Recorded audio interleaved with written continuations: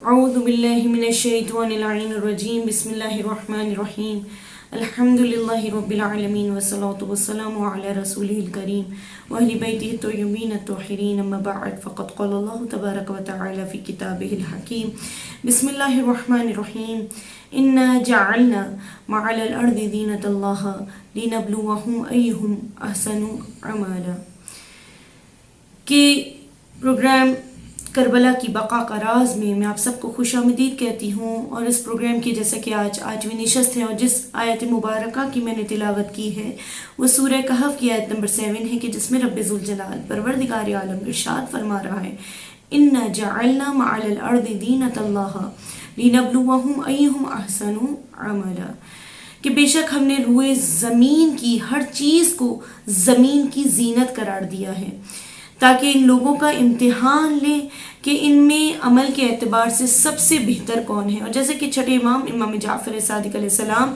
ارشاد فرماتے ہیں کہ جنت میں ایک مقام ہے جسے انسان نہیں پاتا جب تک اس کا جسم مبتلا امتحان اور مصیبت نہ ہو۔ اور جیسے کہ روایت میں ملتا ہے کہ خداوند متعال نے ایک صحرائی گوسفند حضرت ابراہیم علیہ السلام کو دیا۔ ایک روز معمول کے مطابق حضرت ابراہیم جو ہے صحرا میں گوسفند چرا رہے تھے کہ اچانک اس بیاباں اور صحرا میں ایک آواز آئی کہ کوئی کہہ رہا ہے سبوہ قدوس ربنا و رب الملائکہ والروح۔ حضرت ابراہیم نے جب یہ آواز سنی تو کہا ہے بندہ خدا، تو نے میرے محبوب کا نام لیا، اگر ایک دفعہ اور کہو تو اس گوسفند کا تیسرا حصہ میں تمہیں عطا کر دوں گا۔ آواز دوبارہ آئی سبوہ قدوس ربنا و رب الملائکہ والروح۔ پھر جناب ابراہیم نے کہا ایک دفعہ اور میرے محبوب کا نام لے تو آدھا گوسفند تجھے عطا کروں گا۔ میں اس ذکر کا عاشق ہوں اور اس ذکر سے لذت حاصل کر رہا ہوں کہ کوئی کہے، آواز بلند ہوئی سبوہ قدوس ربنا و رب الملائکہ والروح۔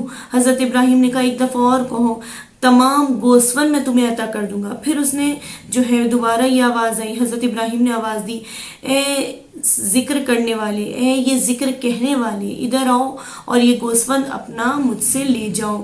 دیکھا کہ ایک حسین و جمیل جوان بہترین لباس پہنے ہوئے نکل کے سامنے آیا اور کہا اے ابراہیم وہ میں تھا۔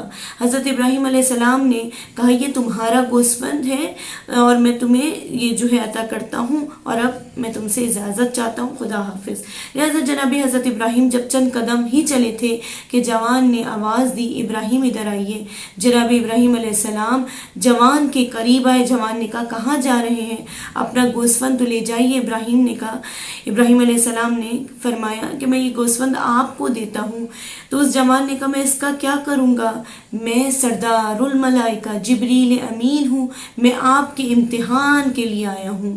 اور جیسے کہ چھٹے امام جعفر صادق علیہ السلام فرماتے ہیں کہ جتنی مصیبت، جتنی آزمائش زیادہ ہوگی اتنا ہی زیادہ اجر ملے گا۔ خدا جن لوگوں کو دوست رکھتا ہے ان کو مصیبت میں ضرور مبتلا کرتا ہے۔ لہٰذا پروردگار عالم نے انسان کو اشرف المخلوقات بنایا۔ انسان یہ سوچتا ہے کہ بس ہم اس دنیا میں آ گئے اور ہماری کسی قسم کی آزمائش نہ ہوگی اور بس یہی دنیا ہے، اس کے علاوہ کچھ نہیں۔ یہ انسان کی بھول ہے۔ قرآن اور روایت میں آزمائش اور امتحان اور مصیبت کا ذکر ہوا ہے، اور انسان کا امتحان اس کے ایمان کے اعتبار سے ہوگا۔ جتنا ایمان قوی ہوگا اتنا ہی امتحان سخت ہوگا۔ لہٰذا کسی نے رسول خدا صلی اللہ علیہ وآلہ وسلم سے سوال کیا کہ دنیا میں سب سے زیادہ امتحان سخت کس کا ہوگا؟ تو حضرت نے فرمایا انبیاء، پھر اوصیاء اور پھر مومنین۔ جس کا امتحان اور عمل صحیح ہوگا اتنی ہی اس کی مصیبت سخت ہوگی، اور جس کا ایمان ہلکا اور کمزور ہوگا اتنی ہی اس کی مصیبت کم ہوگی۔ لہٰذا ہم دیکھتے ہیں کہ کربلا کے واقعے کی عظمت سید الشہداء اور آپ کے اصحاب باوفا کی وجہ سے ہے۔ کربلا جہاں بشر کی شقاوت، بدی اور پلیدی کے اظہار کی ایک نمائش ہے، اس سے کہیں زیادہ روحانیت، معنویت، اعلیٰ اخلاقی اور انسانیت کی نمائش گاہ ہے۔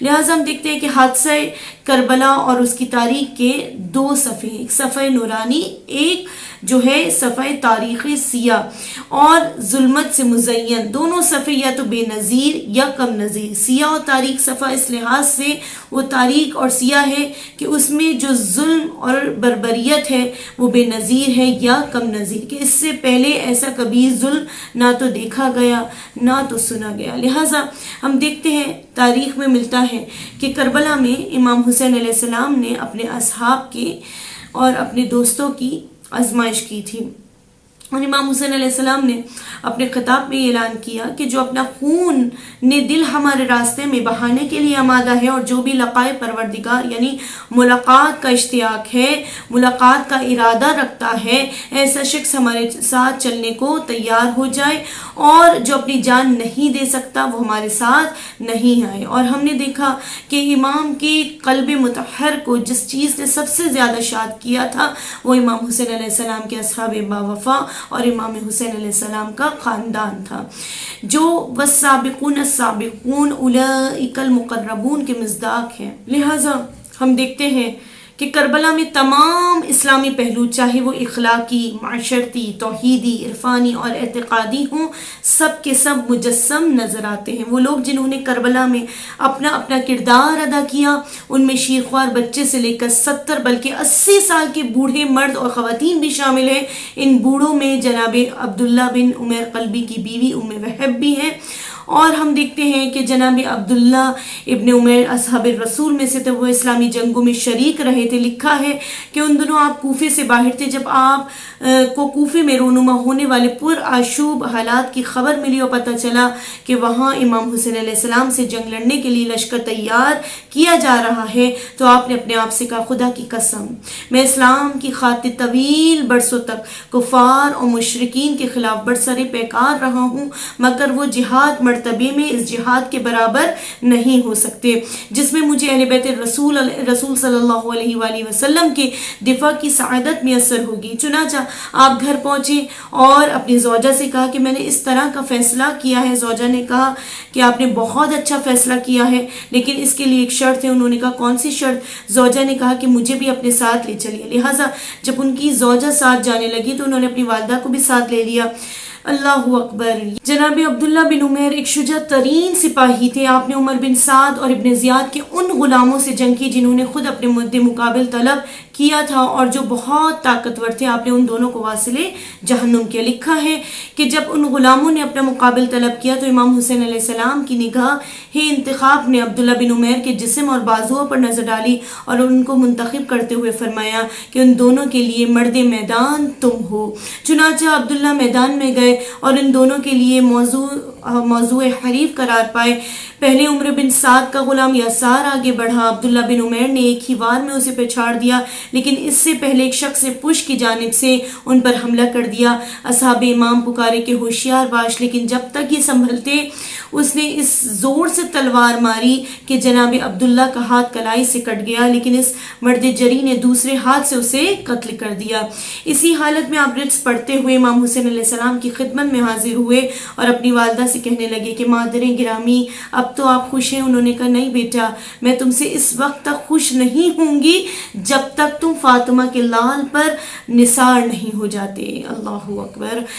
جناب عبداللہ کی زوجہ بھی وہاں پر موجود تھیں۔ ایک مرتبہ وہ کہنے لگی کہ آپ جو ہے مجھے چھوڑ کر جا رہے ہیں، تنہا چھوڑ کے جا رہے ہیں، میں آپ کے بعد کیا کروں گی؟ تو جناب عبداللہ کی زوجہ جو ہے جب انہوں نے یہ کلمات کہے تو آپ کی والدہ نے کہا خبردار اپنی بیوی کی بات پر کان نہ دھرنا، یہ جو ہے وقت جو ہے شہادت کا وقت ہے۔ اگر تم چاہتے ہو کہ میں تم سے راضی ہو جاؤں تو تمہارے لیے شہادت کے سوا کوئی راستہ نہیں۔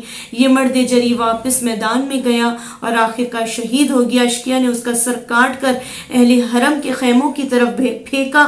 شہداء میں چند شہید ایسے تھے جن کے سر کاٹ کر خیام حسینی کی طرف پھینکے گئے تھے، انہی میں جناب عبداللہ بن عمیر بھی شامل ہیں۔ اور اس شہید کی بوڑھی ماں نے اپنے بیٹے کا کٹا ہوا سر اٹھا لیا، اسے سینے سینے سے لگایا اور بوسہ دیتے ہوئے کہنے لگی اے میرے لال میں تجھ سے بہت خوش ہوں، تو نے اپنا فرض ادا کر دیا۔ پھر یہ کہہ کر کہ ہم جو چیز خدا کی راہ میں دے دیتے ہیں واپس نہیں لیتے، اپنے بیٹے کا سر واپس کمزور دشمن کے لشکر کی طرف پھینک دیا۔ اس کے بعد عبداللہ بن عمیر کی ماں نے جو اہل بیت علیہ السلام کی محبت میں سرشار تھی، خیمے کی لکڑی اٹھائی اور یہ کہتے ہوئے ناپاک دشمن پر حملہ کیا کہ اگرچہ میں ایک بوڑھی اور کمزور عورت ہوں، لیکن جب تک میری ان بوڑھی ہڈیوں میں دم ہے میں خاندان فاطمہ الزہرا کا دفاع کرتی رہوں گی۔ تو ہم دیکھتے ہیں کہ ایسا جذبہ تھا خواتین کے اندر، والسابقون السابقون اولئک المقربون کی مصداق کی خواتین، کہ ہم دیکھتے ہیں کہ زہیر اپنے قافلے کے ساتھ روایت میں ملتا ہے کہ جب مکہ سے عراق واپس جا رہے تھے اور امام حسین علیہ السلام بھی اسی راستے پر عراق آ رہے تھے، تو زہیر کی کوشش یہ تھی کہ کسی طرح ان کا امام حسین علیہ السلام سے آمنا سامنا نہ ہو، یعنی اگر وہ دیکھتے کہ امام حسین علیہ السلام کا قافلہ ان سے نزدیک ہو رہا ہے تو وہ اپنے قافلے کو دور لے جاتے تھے۔ امام جانتے تھے کہ زہیر ان سے اس لیے قطرا رہے ہیں کہ وہ حقیقت سے غافل ہے، مگر اس کے باوجود امام چاہتے ہیں کہ اسے کچھ یاد دہانیاں کرائیں، لہٰذا امام جو ہے انہیں خواب غفلت سے جگانا چاہتے تھے، مجبور کرنا نہیں چاہتے تھے۔ اگرچہ زہیر امام سے بے اعتنائی برت رہے تھے، مگر امام ان کو ہدایت کرنا چاہتے تھے کیونکہ ان کا دل نور ایمان سے لبریز تھا۔ زہیر جانتے تھے کہ امام حسین علیہ السلام محبوب الہی کے فرزند ہیں اور آپ کا امت پر کیا حق ہے، وہ اسی لیے اس بات سے ڈر رہے تھے کہ کہیں امام سے ان کا سامنا ہو تو امام ان سے کوئی ایسا تقاضا نہ کر بیٹھے جسے وہ پورا نہ کر سکے، کیونکہ ایسا کرنا بری بات تھی۔ راستے میں لہٰذا ایک منزل پر جہاں قافلے رکا کرتے تھے، زہیر کو نہ چاہتے ہوئے بھی وہاں پر رکنا پڑا جہاں امام پڑاؤ ڈالے ہوئے تھے، یعنی دونوں قافلوں نے ایک ہی کنویں کے پاس خیمے لگائے۔ امام نے ایک شخص کو بھیجا کہ وہ جا کر زہیر کو بلا لائے۔ زہیر اور اس کے ساتھی ایک خیمے میں اکٹھے کھانا کھا رہے تھے کہ اچانک خیمے کا پردہ اٹھا اور اس شخص نے وہاں پہنچ کر کہا اے زہیر، حسین آپ کو بلا رہے ہیں۔ یہ سن کر زہیر کے چہرے کا رنگ اڑ گیا اور اس نے زیر لب کہا وہی ہوا جس کا مجھے ڈر تھا۔ ان کے ساتھی بھی اصل معاملے سے باخبر تھے اور کتابوں میں لکھا ہے کہ زہیر اور ان کے ساتھیوں نے اپنے ہاتھ کھانے سے روک لیے۔ چونکہ زہیر امام حسین علیہ السلام کے مرتبے سے آشنا تھے، اس لیے وہ نہ تو یہ کہہ سکے کہ میں نہیں آ سکتا اور نہ ہی وہ کہنا چاہتے تھے کہ میں آ رہا ہوں۔ انہیں معلوم تھا کہ امام حسین علیہ السلام کے بلاوے کو رد کرنا صحیح نہیں ہے۔ وہ اس طرح بے حس اور بے حرکت بیٹھے رہ گئے کہ عرب مثل کے مطابق کہ گویا ان کے سر پر پرندہ بیٹھا ہو۔ المختصر پورے ماحول پر ایک سکوت طاری تھا۔ جب زہیر کی زوجہ کو پتہ چلا کہ امام حسین علیہ السلام نے قاصد کے ذریعے زہیر کو بلایا مگر زہیر جواب نہیں دیتے تو اس مومنہ نے آگے بڑھ کر کہا کہ زہیر فاطمہ زہرا کا دلبر امام حسین علیہ السلام، لخت جگر فاطمہ زہرا کا، نور عین فاطمہ زہرا کا تمہیں بلا رہا ہے۔ تم اسے اپنے لیے اعزاز سمجھنے کے بجائے تردد سے کام لے رہے ہو۔ زہیر ضرور جاؤ، بے شک ان کی بات سن کر چلے آنا۔ چنانچہ زہیر ناچار اٹھے اور امام سے ملاقات کے لیے روانہ ہو گئے۔ کبھی کبھی یاد دہانی اس طرح بھی اپنا اثر دکھاتی ہے، لہٰذا روایت میں ملتا ہے کہ جب امام حسین علیہ السلام سے زہیر نے ملاقات کی تو اس ملاقات نے ان دونوں کے درمیان کیا بات ہوئی اور دونوں پر کیا گزری۔ البتہ یہ ایک حقیقت ہے کہ زہیر کا چہرہ ملاقات کے بعد وہ چہرہ نہیں تھا جو ملاقات سے پہلے دیکھا گیا تھا، اس لیے کہ جاتے وقت زہیر کا چہرہ کملایا ہوا تھا، لیکن ملاقات کے بعد جب وہ باہر آئے تو ان کا چہرہ گلاب کی طرح کھلا ہوا تھا۔ امام حسین علیہ السلام نے زہیر کے وجود کو کیسے منقلب کر دیا مجھے نہیں معلوم۔ مجھے یہ بھی نہیں معلوم کہ امام نے ان کو کون سی بات یاد دلائی تھی، لیکن اتنا ضرور معلوم ہے کہ زہیر کے وجود میں انقلاب رونما ہوا تھا، وہ منقلب ہو گئے تھے۔ لوگوں نے دیکھا کہ زہیر اب پہلے والے زہیر نہیں رہے، وہ واپس آئے تو فوراً حکم دیا کہ یہاں سے خیمے ہٹا دیے جائیں اور میرا خیمہ امام حسین علیہ السلام کے خیمے کے ساتھ جو ہے لگا دیا جائے۔ اب میرا مرنا جینا امام حسین علیہ السلام کے ساتھ ہے۔ اور واپس آتے ہی انہوں نے وصیتیں کرنا شروع کر دی کہ میرے مال کو اس طرح بروئے کار لایا جائے اور میرے بیٹوں کے لیے یہ وصیت ہے، میری بیٹیوں کے لیے یہ وصیت ہے۔ زہیر نے وصیت کی کہ ان کی زوجہ کو ان کے میکے جو ہے وہ پہنچا دیا جائے۔ زہیر نے ایسی باتیں بھی کی کہ سب یہ سمجھ گئے کہ زہیر جس طرح خدا حافظی کر رہے ہیں اس کے بعد وہ واپس نہیں آئیں گے۔ جب زہیر اصلاح سجا کر خیمے سے باہر نکلے تو ان کی زوجہ نے آگے بڑھ کر ان کا دامن تھام لیا اور رو کر بولی کہ زہیر تم نے جناب فاطمہ زہرا کے لخت جگر کی رقاب میں شہادت کا انتخاب کر لیا تاکہ قیامت کے دن وہ تمہاری شفاعت کریں۔ زہیر ایسا نہ کرو کہ قیامت کے دن ہم تم سے جدا ہو جائیں۔ میں نے تمہارا دامن اسی امید کے ساتھ پکڑا ہے کہ قیامت کے دن تم حضرت زہرا سے میری شفاعت کراؤ گے۔ زہیر وعدہ کرو کہ تم میری شفاعت کے لیے سفارش کرو گے۔ میں چاہتی ہوں کہ قیامت کے دن حضرت زہرا سلام اللہ علیہ میری بھی شفاعت فرمائے۔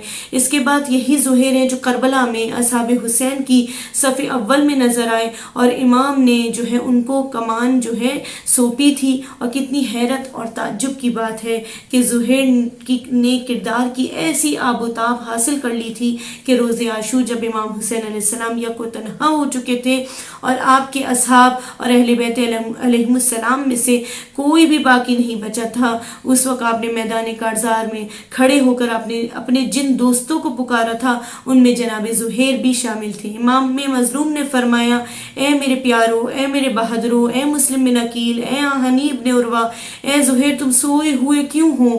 اٹھو اور ان بے حیا باغیوں سے اپنے رسول کے حرم کا دفاع کرو۔ جنگ ختم ہوئی تو زہیر کی زوجہ جو ہے وہ پریشان ہوئی۔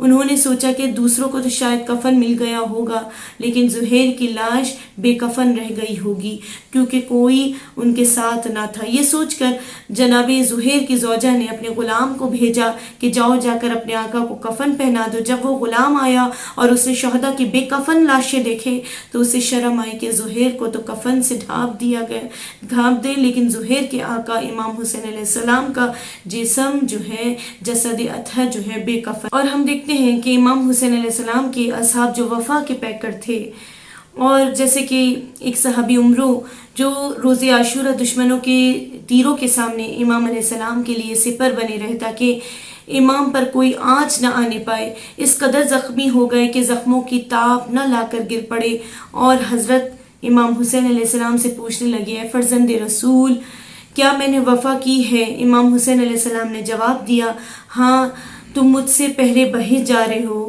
رسول خدا کو میرا سلام کہنا۔ اور حضرت مسلم بن اوسجہ فرماتے ہیں کہ خدا کی قسم اگر مجھے معلوم ہوتا، اتنے باوفا صحابی تھے، اتنے باوفا اصحاب تھے امام حسین علیہ السلام کے کہ جن میں جناب مسلم بن اوسجہ فرماتے ہیں کہ خدا کی قسم اگر مجھے معلوم ہو کہ مجھے قتل کیا جائے، پھر زندہ کیا جائے اور جلا کر راکھ کیا جائے، پھر اسے ہوا میں اڑایا جائے گا، اس طرح یہ عمل دہرایا جاتا رہے گا، تب بھی میں امام حسین علیہ السلام کو نہیں چھوڑوں گا، چھوڑ کر جاؤں گا۔ لہٰذا بڑے تو بڑے ہیں، کربلا کے بچے بھی وفا کے علمبردار نظر آتے ہیں۔ شام غریبہ میں جناب سکینہ علیہ السلام کو پانی دیا گیا تو آپ پانی کو لے کر مقتل کی طرف جانے لگیں تاکہ اپنے چھوٹے بھائی علی اصغر کو پانی پلا سکیں، جبکہ خود جناب سکینہ 3 دن سے پیاسی تھیں۔ یہ وفاداری فقط اپنے لوگوں تک ہی محدود نہ تھی۔ جناب حر جب شب عاشور امام علیہ السلام کے پاس خدا کی مغفرت کے لیے رجوع کرتے ہیں تو امام انتہائی شرمندگی سے اس سے کہتے ہیں کہ جب تم پہلے 2 محرم کو دشمن بن کر آئے تھے تو میں نے نہ صرف تمہیں بلکہ تمہارے گھوڑے کو بھی سیراب کیا تھا، لیکن آج تم مہمان بن کر آئے ہو تو میرے پاس تمہیں دینے کے لیے 1 گلاس 1 کوزہ آب بھی نہیں ہے۔ تو لہٰذا کربلا کے میدان میں جب وقت آخر کوئی شہید ہونے والا آواز دیتا تو امام حسین علیہ السلام سب سے پہلے پہنچتے، چاہے اپنے خاندان کا ہو یا کوئی دوسرا۔ قربانی کی باری آئی تو سب سے پہلے اپنے جگر گوشے حضرت علی اکبر کی قربانی دی، پھر دوسروں کی قربانی کو قبول کیا، حالانکہ علی اکبر امام حسین علیہ السلام کی آنکھوں کے نور تھے۔ تو ہم اس نشست میں ہمیں یہ پیغام ملتا ہے کہ ہم اپنی عملی زندگی میں اس طرح دوسروں کے لیے قربانی دیتے ہیں، پیسے کی قربانی، وقت کی قربانی، خواہشات کی قربانی، کہ کسی طرح میرے مومن بھائی یا بہن کو مجھ سے بہتر چیز مل جائے، رشتہ داروں کی خیر و عافیت کہ وہ کس حال میں ہیں، دوستوں کی خیر و عافیت کے، وہ کسی مشکل میں تو نہیں ہے، ماں باپ کو کسی چیز کی ضرورت تو نہیں ہے، میں معاشرے میں کسی ضرورت مند کی کوئی ضرورت پوری کر سکتی ہوں یا نہیں؟ تو سوچئے، تدبر و تفکر کریں کہ کربلا درسگاہ حسینی ہے۔ والسلام علیکم ورحمۃ اللہ وبرکاتہ۔